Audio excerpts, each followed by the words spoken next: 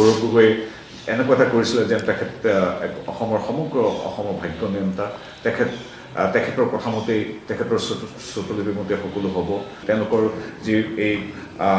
সাম্প্ৰদায়িকতাৰ ৰাজনীতি আঁফলৰ ৰাজনীতি মিছা কথা প্ৰচাৰ ৰাজনীতিক মানুহে নচ্ছাত কৰি দিলে বিহালে যিটো কাম তেওঁলোকে কৰিছিল সেইটো কাম ভোটৰ বাবে যাতে তেওঁলোকে ভৱিষ্যতে নকৰে তেওঁলোকে আমাৰ SC সমাজক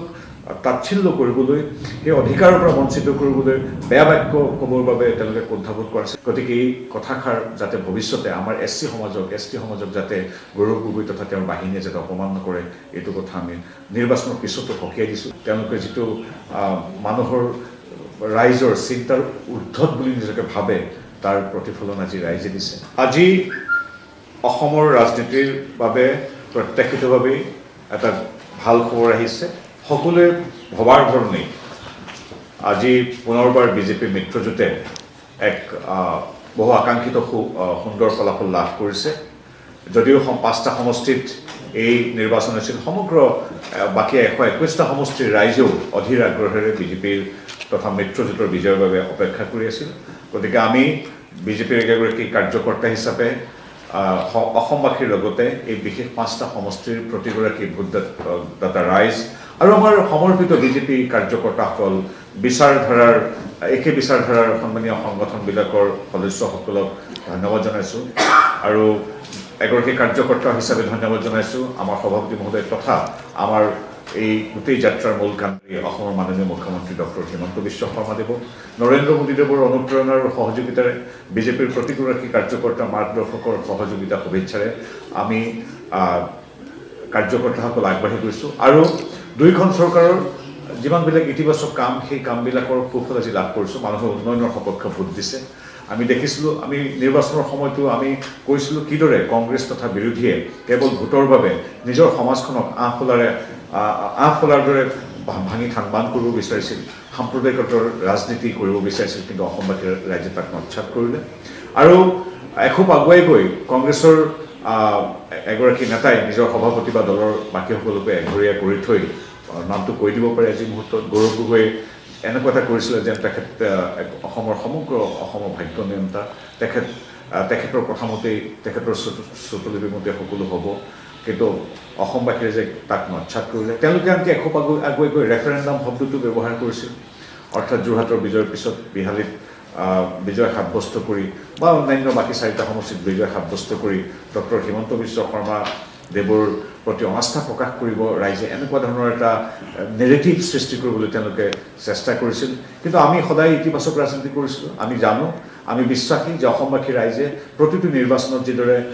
আমাৰ দলক আমাৰ চৰকাৰক আমাৰ ডক্টৰ হিমন্ত বিশ্ব শৰ্মাদেৱৰ নেতৃত্বক আশীৰ্বাদ দি আহিছে পৰিষদীয় নিৰ্বাচন হওক জনগোষ্ঠীয় পৰিষদীয় নিৰ্বাচন টাউন কমিটিৰ নিৰ্বাচন পঞ্চায়তৰ নিৰ্বাচন লোকসভা নিৰ্বাচন বিধানসভা নিৰ্বাচন প্ৰত্যেকটো নিৰ্বাচনতে অসমবাসী ৰাইজে আমাক আশীৰ্বাদ দি আহিছিল তাৰ ফল আমি এইবাৰ নিৰ্বাচনত পাইছোঁ আৰু যদি এয়া তেওঁলোকৰ দৃষ্টিত ৰেফাৰেণ্ডামে হয় তেওঁলোকক স্বীকাৰ কৰিবলৈ কৈছোঁ যে হয় তেওঁলোকৰ যি এই সাম্প্ৰদায়িকতাৰ ৰাজনীতি আঁফলৰ ৰাজনীতি মিছা কথা প্ৰচাৰ ৰাজনীতিক মানুহে নচ্ছাত কৰি দিলে আৰু এইখিনিতে তেওঁলোকক নিৰ্বাচন হৈ গ'ল যদিও তেওঁলোকক এটা কথা পুনৰবাৰ সকীয়াই দিছোঁ বিহালে যিটো কাম তেওঁলোকে কৰিছিল সেইটো কাম ভোটৰ বাবে যাতে তেওঁলোকে ভৱিষ্যতে নকৰে বিহালীত তেওঁলোকে যেহেতু সেই সমষ্টিটো ভৱিষ্যতে আমাৰ শিডিউল কাষ্ট মানুহৰ বাবে সংৰক্ষিত হৈছিল তেওঁলোকে তাত শিডিউল কাষ্টৰ আনকি প্ৰতিনিধিজনে যিজন তেওঁলোকৰ মূল প্ৰাৰ্থী তেওঁৰ শীৰ্ষ নেতৃত্বৰ শ্ৰুতলিপিক ক'বলৈ সংকোচ কৰা নাছিল যে কিয়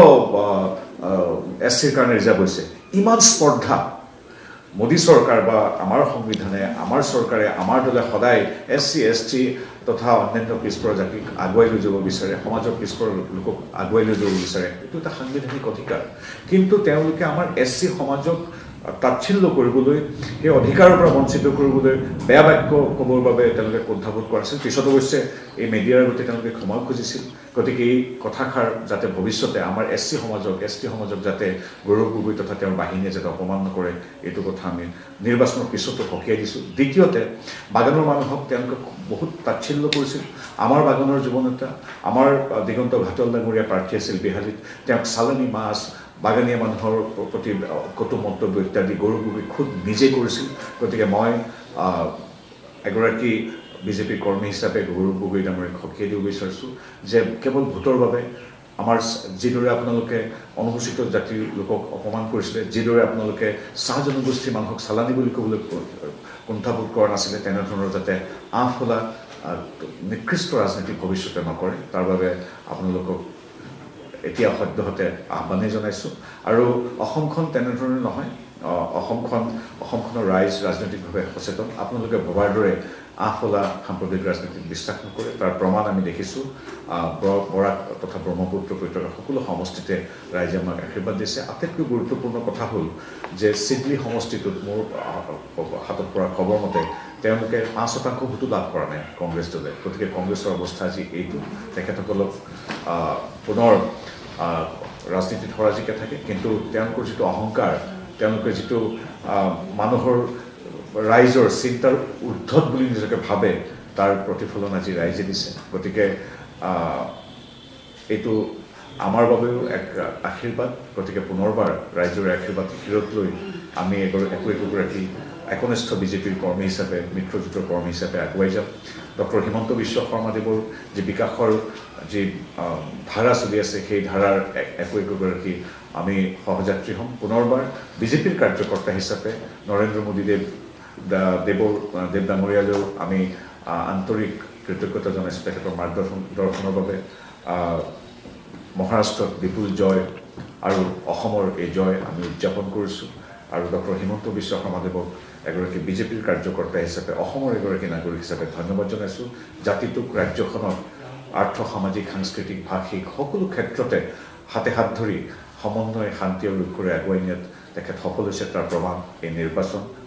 ৰাইজে তেখেতৰ প্ৰতি আস্থা প্ৰকাশ কৰিছে। আমি কৃতজ্ঞ আৰু কৃতাৰ্থ। লগতে পুনৰবাৰ কৈছোঁ, ৰাজনীতিত কেৱল ভোট পাবৰ বাবে আমাৰ সমাজখনক যাতে ধান-বান নকৰে। গৌৰৱ গগৈ ক'ব বিচাৰিছোঁ, চাহ জনগোষ্ঠী বা অনুসূচিত জাতি নহয়, অন্যান্য জনগোষ্ঠীকো যাতে তেওঁ অপমান নকৰে। অলপ অধ্যয়ন কৰক অসমৰ, এই বৰ অসমৰ বা আমাৰ অসমৰ প্ৰতিটো জাতি জনগোষ্ঠীৰ সাতাম পুৰুষীয়া ঐক্য কি। সামগ্ৰীবাসী ৰাইজেও পৰিয়ালতন্ত্ৰৰ বিৰুদ্ধে ৰকিবুল হুছেইন তথা গৌৰৱ গগৈৰ যিটো পৰিয়ালতান্ত্ৰিক স্বেচ্ছাচাৰিতা, এইবিলাকৰ বিৰুদ্ধে ওলাই আহিছে। এই বিজয় অসমৰ জনগণৰ বিজয়, এই বিজয় প্ৰতিটো জাতি জনগোষ্ঠীৰ একতাৰ বিজয়, এই বিজয় বিজেপি তথা আমাৰ বিচাৰধাৰাৰ ওচৰত সমৰ্পিত প্ৰতিগৰাকী কাৰ্যকৰ্তাৰ বিজয়, এই বিজয় মোদী ডাঙৰীয়াৰ বিজয়, এই বিজয় প্ৰতিগৰাকী সন্মানীয় নেতা সভাপতি মহোদয়কে আদি কৰি বুথ সভাপতিলৈকে তেখেতসকলৰ বিজয়, এই বিজয় ডক্টৰ হিমন্ত বিশ্ব শৰ্মাদেৱৰ বিকাশ আৰু বিকাশৰ বিজয়।